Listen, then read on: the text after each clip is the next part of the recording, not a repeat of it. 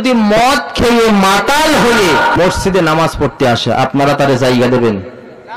দেবেন?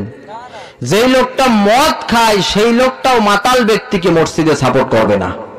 করবে? আপনারা শুনতে পেলেন আশপাশের কোনো দোকানে, কোনো হোটেলে, কোনো রেস্টুরেন্টে শুকরের মাংস বিক্রি হচ্ছে এবং রান্না করে মানুষদেরকে খেতে দেওয়া হচ্ছে। এই নেহালপুরের মানুষ যদি শুনতে পারে যে হিজলগাড়ি বাজারে কোনো হোটেলে শুকরের মাংস বিক্রি করে মানুষদেরকে খেতে দেওয়া হচ্ছে, আমার দৃঢ় বিশ্বাস, কনফিডেন্স, এই এলাকার মানুষ, হিজলগাড়ি এলাকার মানুষ যে সেই হোটেল, সেই রেস্টুরেন্ট আগে ভাঙচুর করবে। করবে? তাহলে মদ খেয়ে মসজিদে গেলে তারা মসজিদে ঢুকতে দেবে না।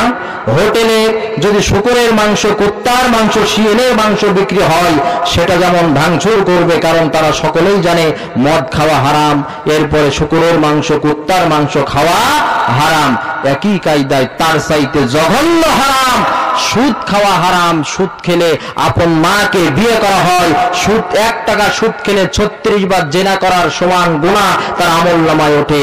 মদ খেয়ে মাতাল হয়ে মসজিদে আসলে যেমন তারে তাড়াইয়ে দেয়, আপনাদের বিবেকের আয়নায় প্রশ্ন রেখে গেলাম, আমাদের দেশের অনেক চিহ্নিত সুদখোর সুদ খেতে খেতে মসজিদে আসে, এরাই আবার মসজিদের কমিটির নেতৃত্ব দেয়।